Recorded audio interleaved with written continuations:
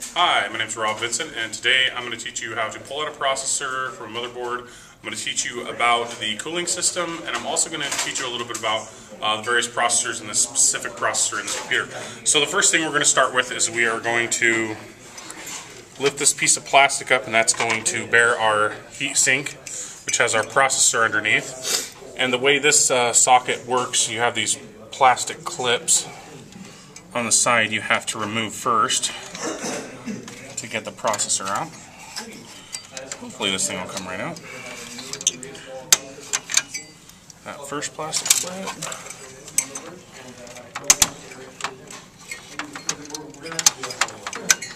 Second plastic clip.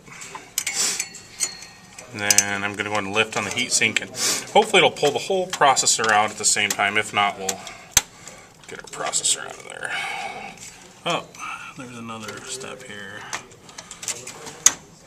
Yep, and sure enough, it pulled our whole processor out. And then our processor is stuck to our heatsink by means of a compound that helps it transfer heat to the heatsink. This heatsink is what draws all the heat from the processor. As you can see, it's much larger than the processor. And like I said, it draws all the heat, and then our fan blows through here to keep all the heat off of the processor. And this specific processor here, let's see here, wipe the compound off.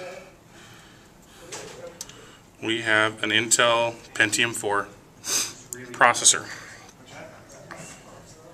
And this is looks like a socket MRGA478B socket. So we're going to put our processor back in. Now that we know what kind of processor we have, what kind of socket, and how it's cooled. So we've got an empty slot here with pins, and we're going to go ahead and make sure that matches up to our empty slot in our socket. We put our processor down into place, and our zero insertion force, whoops, not right. This again. Put it down into place. There we are. It clicked, so we know it's down there. And this locks it into place. Now that we've got it locked into place, we're going to slide our heatsink back on top. Normally, you would want to put some some heatsink compound on here. Make sure the heat transfer is good. Otherwise, you can have your processor not work correctly or overheat and burn up, or many bad things. So make sure you put the compound back normally when you do this, but we don't have any. So then in this particular motherboard, we slide our heatsink down into place, and then we grab our green clips, and these make sure our heatsink is securely into place. So